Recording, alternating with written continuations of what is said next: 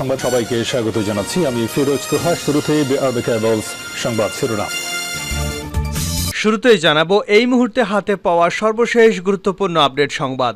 আওয়ামী লীগ সরকারকে ক্ষমতায় রেখে কোনো সমস্যার সমাধান হবে না বলে মন্তব্য করেছেন বিএনপি চেয়ারপারসনের উপদেষ্টা ও ঢাকা মহানগর দক্ষিণের আহ্বায়ক বীর মুক্তিযোদ্ধা আব্দুস সালাম। এবারে জানাবো শেয়ার মার্কেটে এমন অরাজকতা 50 বছরে দেখিনি। শেয়ার বাজারের পরিস্থিতি বিপর্যয়ের শেষ প্রান্তে বলে মন্তব্য করেছেন রওশন এরশাদের নেতৃত্বাধীন জাতীয় পার্টির নির্বাহী চেয়ারম্যান কাজী ফিরোজ রশিদ। জানাবো বাংলাদেশ ওয়ার্কার্স পার্টির সভাপতি রাশেদ খান মেনন বলেছেন, বর্তমানে পুঁজিবাদ এমন একটি জায়গায় পৌঁছেছে, এখন যুদ্ধ ছাড়া তাদের আর কোনো উপায় নেই। যুদ্ধ আজকে শুধু উপস্থিত নয়, তার ব্যাপ্তি প্রতিনিয়ত বাড়ছে। আমরা যারা দেশকে এগিয়ে নিতে চাই, সাম্রাজ্যবাদের আগ্রাসন এবং অপতৎপরতা ভেদ করে আমাদের এগিয়ে যেতে হবে। এবারে থাকছে বাংলাদেশের গণমাধ্যম ভয়াবহ সংকটকাল পার করছে বলে মন্তব্য করেছেন বাংলাদেশ ফেডারেল সাংবাদিক ইউনিয়ন সভাপতি রুহুল আমিন গাজী। জানিয়ে দেব উপজেলা নির্বাচন, মন্ত্রী এমপিরাই আসল খেলোয়াড়। শেষ পর্যন্ত প্রত্যাশিত উপজেলা নির্বাচন হচ্ছে না। প্রধানমন্ত্রী শেখ হাসিনা বা আওয়ামী লীগের নেতৃবৃন্দ যেটি চেয়েছিলেন সেটি অবাধ, সুষ্ঠু ও নিরপেক্ষ উপজেলা নির্বাচন হবে, যে নির্বাচনে যে যার মতো করে অংশগ্রহণ করবেন এবং সবচেয়ে যোগ্য প্রার্থী বিজয়ী হবেন, সেরকম একটি নির্বাচন এখন দুরাশায় পরিণত হয়েছে।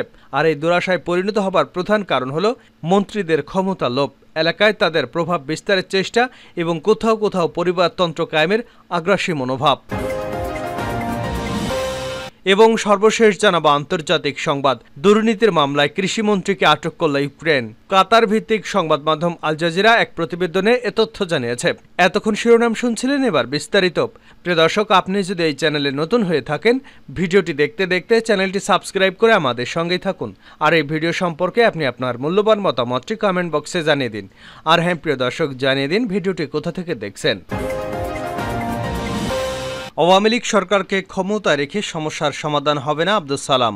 বিএনপি চেয়ারপারসনের উপদেষ্টা ও ঢাকা মহানগর দক্ষিণের আহ্বায়ক বীর মুক্তিযোদ্ধা আব্দুস সালাম বলেছেন, সারা দেশ আজ দাবদাহে পড়ছে, কিন্তু সরকার কোথায়? তারা মানুষের কষ্ট লাঘবে কি করছে?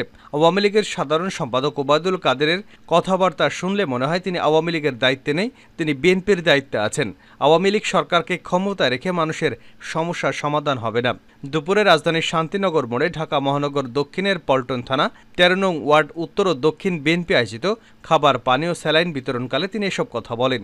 তীব্র তাপদাহে মানুষের স্বস্তি দিতে ধারাবাহিক কর্মসূচির অংশ হিসেবে এই খাবার, পানি এবং স্যালাইন বিতরণ করা হয়। তিনি বলেন, ওবায়দুল কাদের শুধু বিএনপি কি করলো, তারেক রহমান কি করলো, খালেদা জিয়া কি করলো, সেদিকেই তার দৃষ্টি। কিন্তু দেশ চালাতে পারে না, তিনি সড়ক চালাতে পারেন না, তিনি সড়কের মন্ত্রী। প্রতিটা দিন সড়কে মানুষ মারা যাচ্ছে, সেদিকে তার কোনো খেয়াল নেই। সনদবিহীন ড্রাইভার দিয়ে রাস্তায় গাড়ি চলছে বলেই সড়কে আজ লাশের মিছিল। সড়কের মতোই সনদবিহীন সরকার ক্ষমতায় আছে। ভোটারবিহীন সরকার আজকে ক্ষমতায়, তারা জনগণের ভোট ছাড়া ক্ষমতায়, যে কারণে জনগণের দাবি এবং কষ্টের আহাজারি তাদের কানে পৌঁছায় না। শেয়ার মার্কেটে এমন অরাজকতা 50 বছরে দেখিনি কাজী ফিরোজ রশিদ।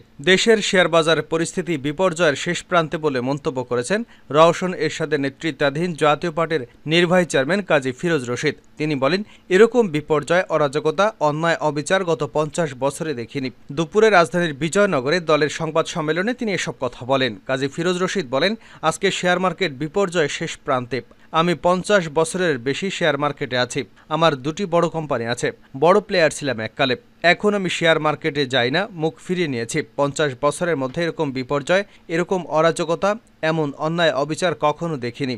জাতীয় পার্টির সাবেক এই সংসদ সদস্য অভিযোগ করে বলেন, যত বাজে কোম্পানি আছে সেগুলোকে রাজনৈতিক বিবেচনায় শেয়ার মার্কেটে এনে সাধারণ বিনিয়োগকারীদের দিনরাত পকেট কেটে নেওয়া হচ্ছে। তিনি মন্তব্য করেন, এটা একটা দেশের রাজনীতি হতে পারে না, একটা দেশের অর্থনীতি হতে পারে না। দেশের অবস্থা অত্যন্ত নাজুক বলে মন্তব্য করে ফিরোজ রশিদ বলেন, বিশেষ করে ব্যাংকিং খাতে একটি বিরাট বিপর্যয় নেমে এসেছে। বড় বড় ব্যাংকগুলো ছোট ছোট ব্যাংকে গিলে খাচ্ছে, কারো কাছে জবাবদিহি নেই। এখানেই শেষ নয়, বড় বড় কোম্পানিতে অন্তর্দ্বন্দ্ব লাগিয়ে দিয়ে সেই কোম্পানিগুলো গ্রাস করা হচ্ছে। অর্থাৎ একটা সর্বগ্রাসী অবস্থা সারা দেশে বিরাজমান। এটা চলতে পারে না। এ বিষয়ে সংসদের বিরোধী দলীয় নেতারা কথা বলছে না। অভিযোগ করে ফিরোজ রশিদ বলেন, আজকে এসবের বিরুদ্ধে কথা বলা রাজনীতিবিদদের কাজ, কিন্তু সংসদে যারা বিরোধী দল তারা এখন আর কথা বলে না। আগে যত লম্ফঝম্প করেছে এখন দেখি সব তারা নিশ্চুপ হয়ে গেছে। আগে জাতীয় পার্টিকে মানুষ বলতো গৃহপালিত দল, আর এখন বলে কৃতদাস। জাতীয় পার্টির ভবিষ্যৎ অন্ধকার বলেও মন্তব্য করেন তিনি। ফিরোজ রশিদ বলেন, জাতীয় পার্টির প্রতি মানুষের কোনো আস্থা নেই। আমার সন্দেহ হয় যেভাবে ব্যাংকগুলো একের পর এক মার্জ হয়ে যাচ্ছে, দলগুলো একের পর এক মার্চ হয়ে যাবে। দেখা যাবে পরবর্তী নির্বাচনে কোনো মার্কাই খুঁজে পাওয়া যাবে না, নৌকা ও ধানের শীষ ছাড়া। এ প্রসঙ্গে তিনি জেপির চেয়ারম্যান আনোয়ার হোসেন মঞ্জু, জাসদের সভাপতি হাসানুল্লাহ কিনু, বাংলাদেশ ওয়ার্কার্স পার্টির সভাপতি রাশেদ খান মেননের কথা উল্লেখ করেন। তিনি বলেন, তারা নিজেদের মার্কা বাদ দিয়ে নৌকায় উঠেছেন, তারপরও অনেককে ডুবে যেতে হয়েছে, কারণ নির্বাচন এখন আর নির্বাচন নেই, একটি দলের মধ্যেই নির্বাচন হয়। সাম্রাজ্যবাদের অপতৎপরতা ভেদ করে এগিয়ে যেতে হবে রাশেদ খান মেনন। বাংলাদেশ ওয়ার্কার্স পার্টির সভাপতি রাশেদ খান মেনন বলেছেন, বর্তমানে পুঁজিবাদ এমন একটি জায়গায় পৌঁছেছে, এখন যুদ্ধ ছাড়া তাদের কোনো উপায় নেই। যুদ্ধ আজকে শুধু উপস্থিত নয়, তাদের ব্যাপ্তি প্রতিনিয়ত বাড়ছে। আমরা যারা দেশকে এগিয়ে নিতে চাই, সাম্রাজ্যবাদের আগ্রাসন এবং অপতৎপরতা ভেদ করে আমাদের এগিয়ে যেতে হবে। জাতীয় প্রেস ক্লাবে বাংলাদেশ ওয়ার্কার্স পার্টি আয়োজিত বিশ্বের নিপীড়িত মানুষের পথ প্রদর্শন মহামতি লেনিনের ১৫৪তম জন্মবার্ষিকীতে পুঁজিবাদের আগ্রাসী ভূরাজনৈতিক এবং লেনিন শীর্ষক আলোচনা সভায় তিনি এসব কথা বলেন। মার্কিন কংগ্রেসের সম্প্রতি ইসরায়েল ইউক্রেনকে সামরিক সহায়তা দেওয়ার বিল পাশ হওয়ার বিষয়ে মেনন বলেন, কেন আজকে আমেরিকাকে এত আগ্রাসী হতে হচ্ছে? কেন মার্কিন কংগ্রেসকে ইসরায়েল যুদ্ধাস্ত্র বিক্রির জন্য রেজুলেশন পাশ করতে হচ্ছে? কারণ পুঁজিবাদের দুষ্ট চক্র। আমেরিকার অভ্যন্তরীণ অর্থনীতি পরিপূর্ণভাবে অস্ত্র বিক্রির উপর নির্ভরশীল। তাই পুঁজিবাদকে রক্ষা করতে হলে তাদের নতুন করে বিশ্বব্যাপী যুদ্ধ বাঁধানো ছাড়া কোনো উপায় নেই। লেনিন খুব স্পষ্টভাবে দেখিয়ে দিয়েছেন, এই যুদ্ধ সাম্রাজ্যবাদী শক্তির সর্বোচ্চ বহিঃপ্রকাশ। ঢাকা বিশ্ববিদ্যালয়ের সমাজবিজ্ঞান বিভাগের অধ্যাপক খায়রুল ইসলাম চৌধুরী বলেন, ১৯৯০ সালের পর বিশ্ব ব্যবস্থা চিন্তা চেতনার ব্যাপক পরিবর্তন হয়েছে। ৯০ সালের আগে বিপ্লবের স্বপ্নে বিভোর ছিল তরুণ তরুণীরা। এখন গোটা উপমহাদেশ ৪৭-এর ধর্মীয় বিভাজনের রাজনীতিতে ফেরত এসেছে। আজকে বিপ্লবের প্রশ্ন যখন আসছে, তখন বর্তমান সমাজের ধরনটা কি, চ্যালেঞ্জগুলো কি, তা বিশ্লেষণ না করে শুধু তত্ত্ব বিশ্লেষণ করলে খুব বেশি লাভবান হব না। বাংলাদেশের গণমাধ্যম ভয়াবহ সংকটকাল পার করছে বলে মন্তব্য করেছেন বাংলাদেশ ফেডারেল সাংবাদিক ইউনিয়নের সভাপতি রুহুল আমিন গাজী। সকালে ময়মনসিংহ প্রেস ক্লাব মিলনায়তনে সাংবাদিকদের ইউনিয়ন ময়মনসিংহ বার্ষিক সাধারণ সভায় প্রধান অতিথির বক্তব্যে তিনি এসব কথা বলেন। রুহুল আমিন গাজী বলেন, গণমাধ্যমের ত্রুটি এমনভাবে চেপে ধরা হয়েছে যে স্বাধীনতা এখন পুরোপুরি বিপন্ন। দুঃশাসন পাকাপোক্ত করতে জনগণকে হুমকি, ভয় প্রদর্শন, সাংবাদিক হত্যা, গ্রেপ্তার, নির্যাতন চলছে। কথায় কথায় গণমাধ্যম বন্ধ করে দেওয়া হচ্ছে, সাংবাদিকদের জেলে ঢুকানো হচ্ছে, নানান কালাকানুন তৈরি করে গণমাধ্যমকে আষ্টে পৃষ্ঠে বেঁধে ফেলা হয়েছে। গণমাধ্যম শিল্পী একটা ভয়ের সংস্কৃতি তৈরি করায় গণমাধ্যম এখন সত্য তুলে ধরতে পারছে না। এসব কারণে গণমাধ্যম দিন দিন জনগণের আস্থার জায়গা হারিয়ে ফেলছে। সাংবাদিক নির্যাতনের ভয়াবহ তথ্য তুলে ধরে তিনি বলেন, স্মরণকালে ইতিহাসের মিডিয়া এবং মিডিয়া কর্মীদের এমন দুর্দিন আর কখনো দেখা যায়নি। সমাজ রাষ্ট্রের অনিয়ম, দুর্নীতি, ত্রুটি, বিচ্যুতি, নিপীড়ন, নির্যাতন এবং বীভৎসতার স্বরূপ নাগরিক সমাজের সামনে প্রকাশ করা শক্তিশালী ঘটনাধারী এমন মহান মাধ্যম, এ মাধ্যমটির জনগণই আজ ভয়ঙ্কর এক পরিস্থিতিতে আবির্ভূত হয়েছে। গত ১৫ বছরে ৬০ জন সাংবাদিক হত্যা করা হয়েছে উল্লেখ করে তিনি বলেন, জেলে ঢুকানো হয়েছে অনেক সাংবাদিককে। সত্য প্রকাশ করতে গিয়ে কিংবা পেশাগত দায়িত্ব পালন করতে গিয়ে হামলা, মামলা, নিষ্ঠুর নির্যাতনের শিকার হয়েছেন বহু সাংবাদিক। এমনকি কখনো কখনো প্রাণ বিসর্জন পর্যন্ত দিতে হয়েছে। সাংবাদিক ইউনিয়ন ময়মনসিংহের সভাপতি আইয়ুব আলীর সভাপতিত্বে বার্ষিক সাধারণ সভায় বিশেষ অতিথি ছিলেন বাংলাদেশ ফেডারেল সাংবাদিক ইউনিয়ন মহাসচিব কাদের গনি চৌধুরী।